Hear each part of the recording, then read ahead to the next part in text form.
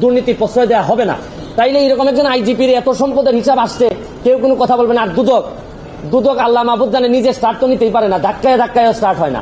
তো দুদক এটা বলবে না, ইনকোয়ারি করবে না? আরে ভাই একটা কাজ তো করো, এতগুলা বেতন নিতেছো, খালি এই যে কাজী আর ওই যে সাব রেজিস্ট্রারের মামলা করার জন্য দুদক আসে নাই তো। আর বড় জিনিস দেখলেই দুদক চুপসে যায়। তবে আপনি যে কথাটা বললেন দুর্নীতি দমন কমিশন কিছুই করছে না, এটা মোটেও ঠিক না। কারণ দেখুন, এটা এখনো মাত্র 1 মাসও হয়নি। অবশ্যই কমিশন আইনি যথাযথ ব্যবস্থা নিবে, এখানে ব্যক্তি মুখ্য নয়, যেটা আমি আগেও বলেছি। এক ধরনের বীর হ্যাকারদের পরিচয় করিয়ে দিচ্ছি, যারা আসলে ইসরায়েলের ভূমিতে প্রবেশ না করেও, মানে সেখানে না গিয়েও ঘটনা কিন্তু ঘটায় দিচ্ছে। কোথায়? ইসরায়েলি সামরিক বাহিনীর যেই অপারেটিং সিস্টেম আছে, মাদার কম্পিউটার, সেইখান পর্যন্ত পৌঁছাইতে সক্ষম হয়েছে। দেখেন ঘটনা কোথায় ঘটাইছে। আমাদের রিজার্ভের যে অবস্থা, আমরা জানি না সামনে কি হবে। এলএনজি এখন আমরা আনছি না। এ সময় $25 হিসাব ধরেও যদি এলএনজি আমদানি করতে যাই, চাহিদা মেটাতে অন্তত 6 মাস কেনার মতন অবস্থা আছে কিনা জানি না। ইরান ইসরায়েলের যুদ্ধে বাংলাদেশের বড় ক্ষতি, অস্থির হয়ে উঠছে পোশাক বাজার, আর ব্যয়ের হিসেবটা গুলিয়ে যাচ্ছে। এখনো যুদ্ধ বাঁধেনি, তার মধ্যেই প্রথম ঝড়টা এসে গেল। বাণিজ্যে কোণঠাসা হয়ে পড়ছে বাংলাদেশ। একটা যুদ্ধ ভেঙে দিতে পারে দেশটার অর্থনীতি। বাঁচবে কিভাবে?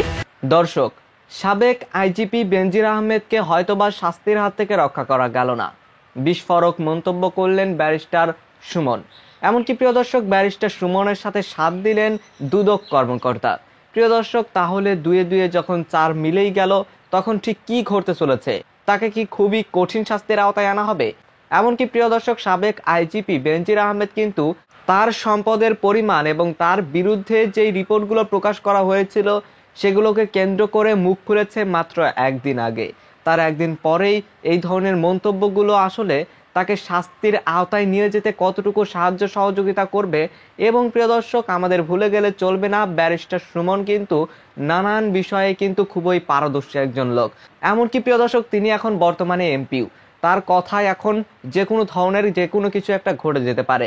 তো প্রিয় দর্শক, ব্যারিস্টার সুমন বেনজির আহমেদকে উদ্দেশ্য করে কি বলেছেন এবং প্রতি উত্তরে দুদক কর্মকর্তা কি বলেছেন, প্রিয় দর্শক, সেটি একটু পরেই আপনারা জানতে চলেছেন। এমনকি প্রিয় দর্শক, এরই সাথে আরো একটি সুসংবাদ আপনারা জানতে চলেছেন।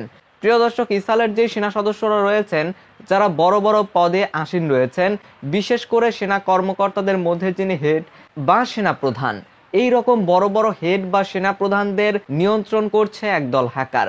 প্রিয় দর্শক, যাকে বলে ঘরে ঢুকে মেরে তারপরে বেরিয়ে আসা। প্রিয় দর্শক, তো কারা সেই হ্যাকার এবং তাদের উদ্দেশ্য কি? তারা কিভাবে এগুলো হ্যাক করেছে এবং তাদের এই হ্যাকের দরুন ঠিক কি অবস্থা বিরাজ করছে বর্তমান সময়ে ইসরায়েলে? প্রিয় দর্শক, সেটি একটু পরেই জানতে পারবেন। এমনকি প্রিয় দর্শক, এরই সাথে সাথে আরো একটি গুরুত্বপূর্ণ বিষয় আপনারা জানতে চলেছেন, যেখানে ব্যারিস্টার রুমিন ফারহানা বর্তমানে বাংলাদেশের রিজার্ভ কত আছে সেটি সুন্দরভাবে ব্যাখ্যা করেছেন। এমনকি তিনি সেই সাথে বলেছেন, তিনি নাকি আওয়ামী লীগের একজন নেতাকর্মীকে এই বিষয় নিয়ে প্রশ্ন করেছিলেন, যিনি কোনো উত্তরই দিতে পারেননি। তো তাই তিনি এই উত্তরটি খুব সুন্দর এবং সাবলীল ভাষায় আপনাদের বোঝানোর চেষ্টা করেছেন, যে এই ভিডিওটি আপনারা দেখতে চলেছেন। এমনকি প্রিয় দর্শক, এরই সাথে সাথে পশ্চিম বাংলার একটি মিডিয়া বোমা ফাটিয়েছে ইরানের সাথে ইসরায়েলের যুদ্ধকে কেন্দ্র করে। প্রিয় দর্শক, তিনি বলেছেন যে এই যে যুদ্ধ, এই যুদ্ধের মাধ্যমে বাংলাদেশ বড় এক ধরনের বিপদে পড়তে চলেছে। প্রিয় দর্শক, এখন আপনার মনে প্রশ্ন উঠতেই পারে, যেহেতু যুদ্ধটা হচ্ছে অনেক দূরে, সেহেতু এখানে তো কিছু হওয়ার সম্ভাবনাই দেখা যাচ্ছে না, বা কি হতে পারে যেহেতু আমরা অনেক দূরে রয়েছি। প্রিয় দর্শক, তো আশা করছি এই প্রশ্নের উত্তরটি আজকে নিউজটি সম্পূর্ণ দেখলেই বুঝতে পারবেন, এমনকি এই কি বিপদ আসতে চলেছে সেটিও জানতে পারবেন। প্রিয় দর্শক, আমি আর বেশি কথা বাড়াচ্ছি না, আপনাদের সরাসরি সবগুলো ভিডিও দেখাবো। তবে ভিডিওগুলো দেখানোর আগে বলি, যারা এখনো চ্যানেলটি সাবস্ক্রাইব করেননি, সকলে চ্যানেলটি সাবস্ক্রাইব করে পাশে থাকা বেল আইকনটি বাজিয়ে দিবেন। আর যারা ইতিমধ্যেই সাবস্ক্রাইব করে রেখেছেন, তাদের সকলকে অসংখ্য ধন্যবাদ। তো চলুন একটি লাইক দিয়ে আমরা ধারাবাহিকভাবে সবগুলো ভিডিও দেখে আসি। গত 31 তারিখে কালের কণ্ঠে একটা রিপোর্ট হয়, আপনারা হয়তো অনেকেই দেখেছেন, যে সাবেক আইজিপি বেনজির আহমেদ উনার সম্পদের একটা ফিরিস্তি কালের কণ্ঠে দেয়। তো যে পরিমাণ সম্পদ, মানে অনেকের ব্যাপারে আমরা সম্পদের হিসাব দিয়ে আমরা ইন্টারভিউ দিই। তো উনার সম্পদের ফিরিস্তি এত বড় যে কোনটা আগে বলবো কোনটা পরে বলবো এটা আমার মাথায় ধরে না। তারপর দেখলাম যে 800 বিঘা 600 বিঘা প্রায় 1400 বিঘা তো আছে গোপালগঞ্জের দিকেই। তো আমার কাছে মনে হয়েছে যে এইসব অভিযোগ, তো এটা তার মনে অস্বীকার উনি করেন নাই যে এই জমিগুলো আছে। তো আমার এলাকায় আমি বলে আসছিলাম যে কিছু লোক আছে অনেক সময় যে জায়গায় যায়, কিছু পয়সা করে থাকলে একটা করে বিয়ে করে আসে। আর এই উনারে দেখলাম যে উনি যে জায়গায় গেছে মোটামুটি জমি জমার মালিক হয়ে আসছে। আর একটা বিষয় কি যে একজন আইজিপি মহোদয় ওনার যদি এত সম্পদ হয়, পরে বৈধ অবৈধ প্রশ্ন, ওনার 34 বছরের লাইফে ওনার বেতন সহ হওয়ার কথা 1,74,00,000, প্রায় 1.25 কোটি, কিন্তু 1.25 কোটি তো ওনার বেতন টেতন মিলে আর ওনার মেয়ে আর বউ মিলে মাশাল্লাহ প্রায় কয়েকশো কোটি। তো এত টাকা যদি ওনার থাকে কেউ কোনো কথা বলে না, মানে একটা ইনকোয়ারি যে করবো, আমি কিন্তু বলছি না যে উনি এখনই দুর্নীতিবাজ। আরে ভাই, এত সম্পদের হিসাব আসলে একটা ইনকোয়ারির কথা বলবে না কেউ?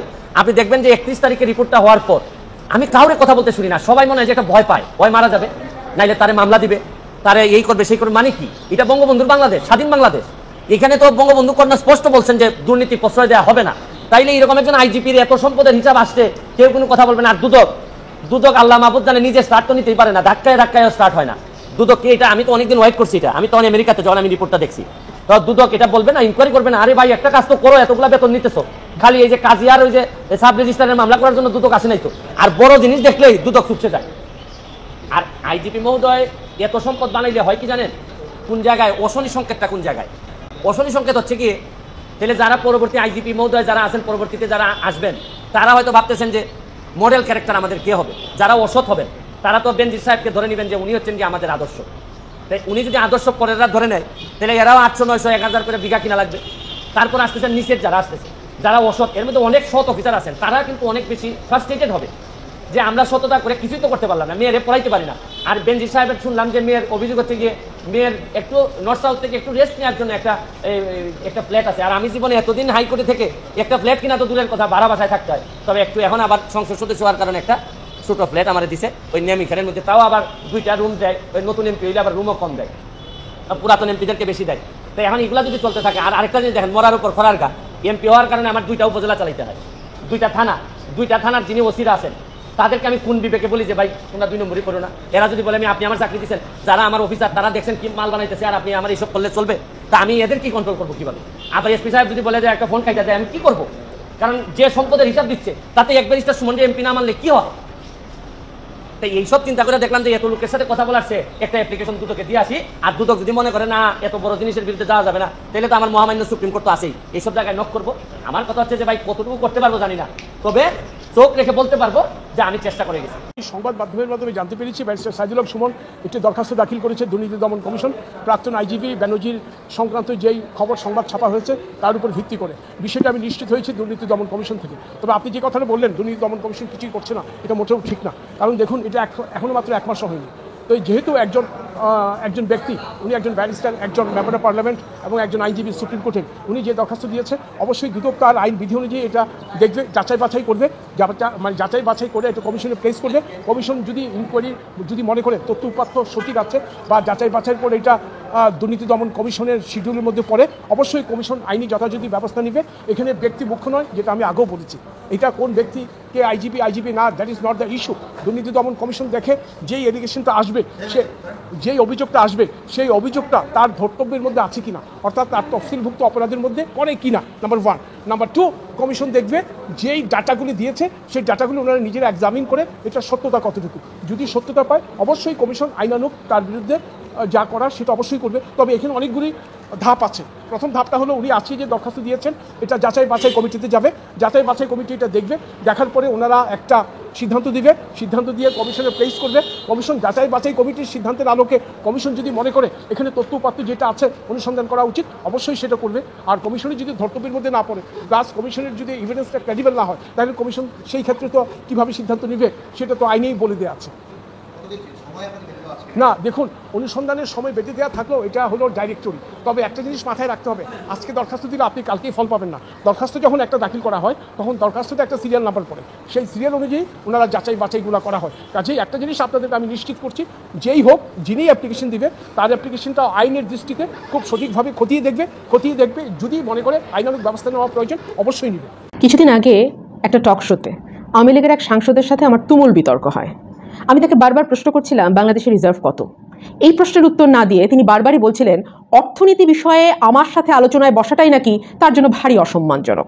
তাকে আমি বলেছিলাম, ঠিক আছে বুঝলাম আমার সঙ্গে আপনার বসাটা খুবই অসম্মানজনক, আপনি অর্থনীতিতে বিরাট পণ্ডিত, শুধু এটুকু বলেন বাংলাদেশের রিজার্ভ কত। আপনারা বিশ্বাস করেন তিনি এই প্রশ্নের উত্তর দেন নাই। টকশোর পরে তিনি আস্তে করে আমাকে বললেন, আরে আগে আমার জানতে তো হবে বাংলাদেশের রিজার্ভ কত। একজন সিটিং এমপি তিনি জানেন না বাংলাদেশের রিজার্ভ কত। আমি বলছি সরকারি বয়ান মতে বাংলাদেশের রিজার্ভ $35 বিলিয়ন। এর মধ্যে $7 বিলিয়ন হচ্ছে ইডিএফ লোন, এবং এই ইডিএফ লোনটা হচ্ছে এক্সপোর্ট ডেভেলপমেন্ট ফান্ড, যেটা কিছু গোষ্ঠীর হাতে যেই ফান্ডটা থেকে টাকা তুলে দেওয়া হয়েছে ব্যবসার খাতিরে, এবং যেই টাকাটা আর ফেরত আসছে না, এবং ধরেই নেওয়া হচ্ছে যে এই টাকা আর ফেরত আসবেও না। সুতরাং 35 থেকে আপনি 7 বাদ দেন, আর $1 বিলিয়ন শ্রীলঙ্কার সহ অন্যান্য আরো কিছু লোন টোন বাবদ বাদ যাবে। এই $8 বিলিয়ন যদি বাদ দেন, আপনার হাতে থাকে $27 বিলিয়ন। গত কয়েক মাস আগে আমাদের এক্সপোর্ট বিল বাবদ দিতে হয়েছে $8 বিলিয়ন মতো। তারপরে যেহেতু ডলারের দাম অবিশ্বাস্যভাবে বেড়েছে, সুতরাং আমাদের আমদানিতে আমরা লাগাম টেনেছি, সরকার লাগাম টেনেছে, বিলাসী পণ্য আমদানি বন্ধ হয়েছে, ইত্যাদি ইত্যাদি। এসব করে এখন আমাদের মাসে আমদানি খরচ ধরা হচ্ছে $6 বিলিয়ন মতো। সুতরাং আমরা যদি আমাদের রিজার্ভ ধরি $27 বিলিয়ন, তাহলে আমাদের 4 মাস থেকে 4.5 মাস আমদানি করবার মতন রিজার্ভ আছে বলে সরকারি হিসাব বলছে। কিন্তু আসলে আমাদের রিজার্ভ কত আছে? এই প্রশ্নটি উঠছে এই কারণেই যে এই ভয়াবহ লোডশেডিং এর মধ্যেও সরকার কিন্তু ডিজেল আমদানি করছে না। বিপিসি বলছে যে তাদের লোন পেমেন্ট করবার মতন, এলসি পেমেন্ট করবার মতন যথেষ্ট টাকা ব্যাংকের হাতে নেই, এবং সে কারণে তারা ডিজেল আমদানি করতে পারছে না। নাম্বার 1। নাম্বার 2, পত্রিকাগুলোতে এসছে যে সরকার বেশ কিছু বিদ্যুৎ কেন্দ্রের বিলও পরিশোধ করছে না। এই সুযোগে বলে রাখি, এই বিদ্যুৎ কেন্দ্রগুলোর সঙ্গে সরকারের যে চুক্তি হয়েছে, সেই চুক্তি অনুযায়ী বিদ্যুৎ কেন্দ্রগুলোকে সরকারের পে করতে হবে ডলারে। থলের বেড়াল আস্তে আস্তে বেরোচ্ছে। ইনডেমনিটি দিয়ে যে কি চুক্তি করেছেন এক একটা গোষ্ঠীর সাথে আল্লাহ মালুম। তো এখন যেহেতু ডলারে পে করার বিষয় আসছে, সরকার বেশ কিছু বিদ্যুৎ কেন্দ্রের পেমেন্টও বন্ধ রেখেছে। সুতরাং বিদ্যুৎ উৎপাদন কমে এসছে।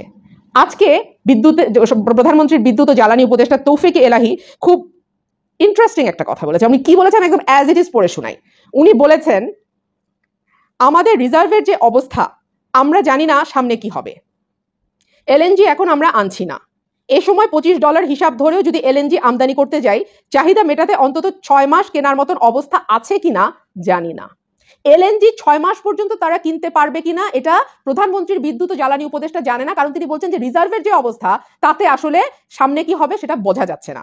তিনি আরো বলেন, আমাদের এখন সাশ্রয়ী হওয়া ছাড়া আর কোনো উপায় নেই, প্রয়োজনে দিনের বেলা বিদ্যুৎ ব্যবহার বন্ধ করে দিতে হবে। সুতরাং বুঝতে পারছেন তো সামনে কি অপেক্ষা করছে। আমি আজকাল মজা করে বলি, আমার বাসায় বিদ্যুৎ যায় না, বিদ্যুৎ মাঝে মধ্যে আসে। আমি জানি আপনাদের অবস্থাও ঠিক তেমনই। অবস্থার অবনতি, আরো অবনতি, আরো অবনতি। সরকার দাবি করছে যে সরকারের ক্যাপাসিটি পাওয়ার হচ্ছে 24,000 মেগাওয়াট, অর্থাৎ 24,000 মেগাওয়াট বিদ্যুৎ সরকার উৎপাদন করবার সক্ষমতা রাখে। আর আমাদের একেবারে পিক আওয়ারে বিদ্যুতের প্রয়োজন হয় সর্বোচ্চ 12 থেকে 13,000 মেগাওয়াট, অর্থাৎ অলমোস্ট দ্বিগুণ বিদ্যুৎ উৎপাদনের সক্ষমতা সরকারের আছে। আর এখন প্রতিদিন 6 থেকে 12 ঘন্টা লোডশেডিং হয়। বুঝে নিন তাহলে আমাদের রিজার্ভের অবস্থা, বুঝে নিন তাহলে দেশ কোন দিকে যাচ্ছে। মাঠের যুদ্ধে আমাদের গাজার বীররা লড়ছে, অপরদিকে লেবাননের হিজুরও লড়ছে, ইরানও তার সর্বশক্তি দিয়ে লড়ছে। আমরা যারা বিভিন্ন দেশ থেকে দেখছি, আমাদেরকে সেটা লড়াই করার ক্ষমতা আছে। আমি আমার এই কণ্ঠ দিয়ে সোশ্যাল মিডিয়ার মাধ্যমে আমিও লড়ছি। তবে আমাদের এই যুদ্ধের মধ্যে নতুন আরও একটা টিম কানেক্টেড হয়েছে। দর্শক, আজকের দিনে এসে ওই আগের দিনের মতন তলোয়ার, তারপর হচ্ছে কি বলা হয় যে এগুলো নিয়ে যুদ্ধের দিন নেই, তাই না? এখন ড্রোনের যুগ, ক্ষেপণাস্ত্র, মিসাইল, যুদ্ধ বিমানের যুগ। তো এই যুগে আরেকটা যুদ্ধ আছে, সেটা হচ্ছে সাইবার ওয়ার। ইতিমধ্যে এই শব্দটার সাথে অনেকেই পরিচিত আছেন। আমাদের একটা হ্যাকার টিম, এই হ্যাকার শব্দটা শুনলে অনেকে ভয় পান, বাট আজকে আপনাদের সাথে এক ধরনের বীর হ্যাকারদের পরিচয় করিয়ে দিচ্ছি, যারা আসলে ইসরায়েলের ভূমিতে প্রবেশ না করেও, মানে সেখানে না গিয়েও ঘটনা কিন্তু ঘটায় দিচ্ছে। কোথায়? ইসরায়েলি সামরিক বাহিনীর যেই অপারেটিং সিস্টেম আছে, মাদার কম্পিউটার, সেখান পর্যন্ত পৌঁছাইতে সক্ষম হয়েছে। দেখেন ঘটনা কোথায় ঘটাইছে। যারা হ্যাকিং লাইনে কাজ করেন, ভাই আপনার মেধা জ্ঞান ভালো কাজে লাগান। কপিরাইট মাইরা অনেকে এরকম অনেকে আছেন অনৈতিকভাবে টাকা পয়সা নেন, এই কাজগুলো করবেন না। এগুলা কোথাও না কোথাও আপনি খুব বেশি এগুলার বরকত পাবেন না, ক্ষতি হয়। আসুন এই কাজগুলো যদি পারেন করবেন, ইনশাল্লাহ দোয়া পাবেন। ইসরায়েলের সামরিক বাহিনীর কম্পিউটার সিস্টেম হ্যাক করে অত্যন্ত গোপন এবং গুরুত্বপূর্ণ তথ্য ও দলিল দস্তাবেজ হাতিয়ে নিয়েছে একটি হ্যাকার গ্রুপ। আর অ্যানোনিমাস নামক একটি হ্যাকার গ্রুপ এই ভিডিও বার্তাতে এই হ্যাকিংয়ের দায়িত্ব স্বীকার করেছে। আর বিভিন্ন গণমাধ্যমে এই খবরটা প্রকাশ হওয়ার পর ইসরায়েল একটা দায়সারা বক্তব্য দিয়েছে। আমাদের এই বীররা যারা হ্যাকিং করেছেন তারা বলছেন যে তারা 20 গিগাবাইট, একটা হিউজ পরিমাণ, 20 গিগাবাইট সমপরিমাণ তথ্য এবং দলিল দস্তাবেজ হাতে নিতে সক্ষম হয়েছে, যার মধ্যে পিডিএফ, ওয়ার্ড ফাইল এবং পাওয়ার পয়েন্ট প্রেজেন্টেশন সহ লক্ষ লক্ষ ইসরায়েলি সামরিক বাহিনীর স্পর্শকাতর তথ্য রয়েছে। তবে ইসরায়েলের সামরিক বাহিনী বলছে, যারা প্রযুক্তির বাবা, দাদা বা পরিদাদা আমরা বলতে পারি, তারা বলছে তাদের কম্পিউটার সিস্টেম হ্যাক হয়েছে, তবে বড় মাত্রায় না, এটা সামান্য মাত্রায় হ্যাকিংয়ের শিকার হয়েছে। ইসরায়েলের বক্তব্য হচ্ছে মনস্তাত্ত্বিক যুদ্ধের অংশ হিসাবে হ্যাকাররা তাদের সিস্টেমকে অকার্যকর করার চেষ্টা করছে। মানে ইসরায়েলের যে সামরিক বাহিনীর যে সফটওয়্যার আছে বা মানে প্রযুক্তির যে যুগ চলতেছে আর কি, সেটাকে অকার্যকর করার জন্য এই হামলা চালানো হয়েছিল। কয়েক মাস আগেই আমাদের এই অ্যানোনিমাস যে গ্রুপ আছে তারা বলেছিল যে তারা ইসরায়েলের বিচার মন্ত্রণালয়কেও হ্যাকিংয়ের কবলে ফেলেছিল এবং সেই সময় তারা 8 মিলিয়ন তথ্য হাতে নিয়েছিল, যা 300 গিগাবাইট সমান। আর তাদের বক্তব্য হচ্ছে যে আমাদের পবিত্র সেই ভূমিতে যে অন্যায় অত্যাচার করছে ইসরায়েলের সামরিক বাহিনী, এবং তাদের আদালতগুলো সেখানে সমর্থন দিচ্ছে। আর এই কারণেই সামরিক বাহিনীর এই ওয়েবসাইট বা তাদের যে সাইটগুলো আছে সেগুলোকে হ্যাকিং করা, পাশাপাশি বিচার বিভাগের যে ওয়েবসাইট আছে সেগুলোকে হ্যাকিং করেছে। যতক্ষণ পর্যন্ত তারা আপনার এই অন্যায় অভিযান বন্ধ না করবে ততক্ষণ পর্যন্ত এই অ্যানোনিমাস গ্রুপ কাজ করছে। এমনকি অ্যানোনিমাস গ্রুপের একটা মজার বিষয় হচ্ছে কি যে তারা ওয়ার্ল্ড ওয়াইড সেখানে কাজ করে। আই মিন এটার আসলে প্রতিষ্ঠাতা কে বা সামহাও এটার পিছনে কে, তিনি কি বাংলাদেশেরই কেউ, না পাকিস্তানের, না ভারতের, না ইউরোপ আমেরিকার আরব রাষ্ট্রগুলোর কেউ, এটা কিন্তু বোঝার সুযোগ নেই। আর আধুনিক জমানে এসে হ্যাকাররা একটা গ্রুপ হিসেবে কাজ করছে এই ফিলির ভূমিতে ইসরায়েলের বিরুদ্ধে। তথ্য বলছে যে গত 7ই অক্টোবরের পর থেকে এই উপত্যকায় যখন আগ্রাসন চালানো হয়েছে তখন বেশ কয়েক দফা সাইবার হামলার শিকার হয়েছে ইসরায়েলের বিভিন্ন রকম সরকারি বেসরকারি যে ডেটাবেসগুলো আছে সেগুলোর উপর। যুদ্ধ শুধুমাত্র বন্দুক নিয়ে করলে হয় না, কিছু কিছু ক্ষেত্রে এই ধরনের একটা ছোট্ট অ্যাটাক বহুত কিছু কিন্তু কাঁপাই দেয়। ইরান ইসরায়েলের যুদ্ধে বাংলাদেশের বড় ক্ষতি, অস্থির হয়ে উঠছে পোশাক বাজার, আর ব্যয়ের হিসেবটা গুলিয়ে যাচ্ছে। এখনো যুদ্ধ বাঁধেনি, তার মধ্যেই প্রথম ঝড়টা এসে গেল। বাণিজ্যে কোণঠাসা হয়ে পড়ছে বাংলাদেশ। একটা যুদ্ধ ভেঙে দিতে পারে দেশটার অর্থনীতি। বাঁচবে কিভাবে? মধ্যপ্রাচ্যের সঙ্গে কিভাবে জড়িয়ে গেল বাংলাদেশ? অস্বস্তিতে দেশটা। ইসরায়েল আর ইরানের যুদ্ধের এফেক্টটা পড়তে শুরু করে দিল। তাহলে এবার কি হবে? বড় লস খেতে চলেছে বাংলাদেশ। যে পোশাক শিল্পের জন্য দেশটার এত গর্ব, এত আয় উন্নতি, সেই জায়গাতে গিয়েই বড় ধাক্কা খেতে চলেছে, এমনটাই আশঙ্কা বিশেষজ্ঞদের। যার প্রাথমিক ঢেউটা প্রথমে আছড়ে পড়ল চট্টগ্রাম বন্দরে। মহাচিন্তায় বাংলাদেশের বিশেষজ্ঞরা, লেখালেখিও হচ্ছে প্রচুর। দেখুন, শুধু বাংলাদেশের কথাই বা কেন বলবো, মধ্যপ্রাচ্যের যুদ্ধের প্রভাব পড়বে গোটা বিশ্বে। ইউক্রেন রাশিয়ার যুদ্ধে যেমন ভুগতে হয়েছিল গোটা বিশ্বকে, এবার তার থেকেও হয়তো বড় দাম দিতে হতে পারে বিশ্ববাসীকে, আর এটাই স্বাভাবিক। তাই তো পশ্চিমা বিশ্ব থেকে শুরু করে গোটা মধ্যপ্রাচ্য চেষ্টা করছিল ইসরায়েল আর ইরানকে কোনো মতে ঠেকিয়ে রাখার। কিন্তু শেষ রক্ষা হলো কই? ইসরায়েল আর ইরান এখন প্রতিশোধের খেলায় মত্ত, একে অপরকে পাল্টা আক্রমণ করতে ব্যস্ত। এই ছোট ছোট আক্রমণগুলো বৃহত্তর পরিসরে যুদ্ধক্ষেত্রে পরিণত হতে খুব বেশি সময় কিন্তু লাগে না।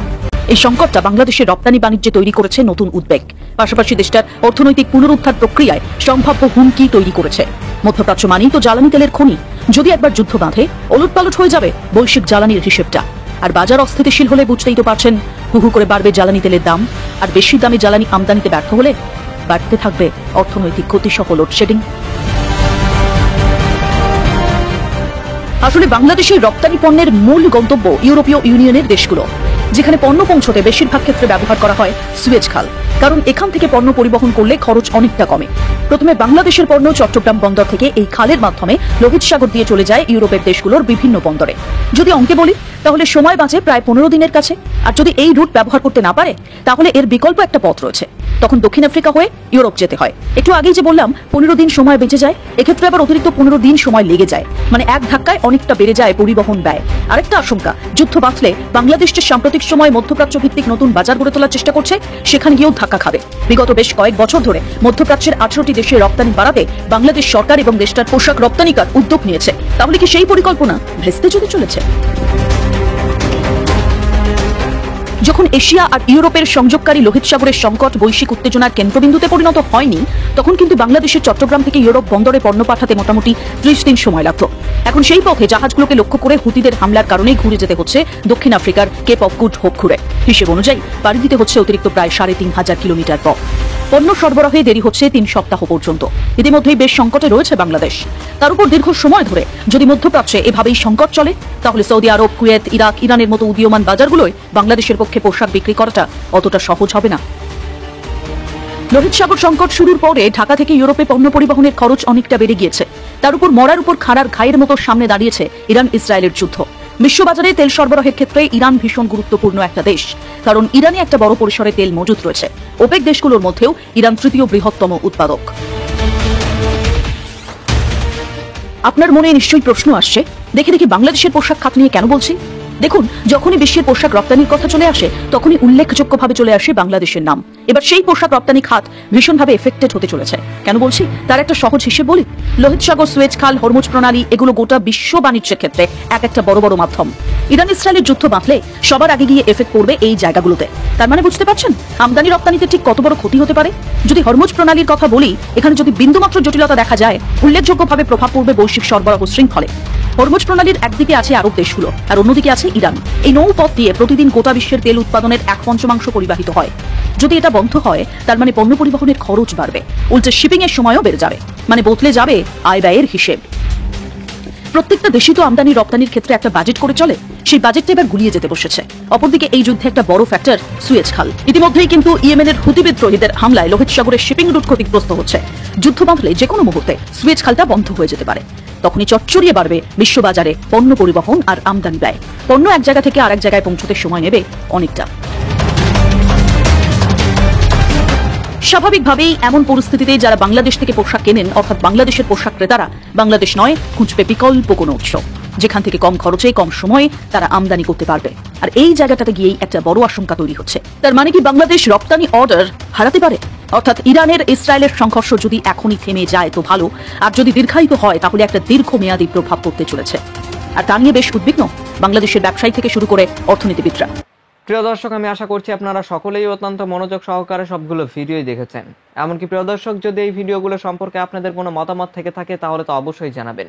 সবশেষে জানাবেন আপনি ঠিক কোন জায়গা থেকে আজকের এই নিউজটি দেখেছেন। তো প্রিয় দর্শক, নিউজটি ছিল মূলত এই পর্যন্তই। ফিরছি পরবর্তী নিউজে নতুন কোনো টপিকে। আল্লাহ হাফেজ।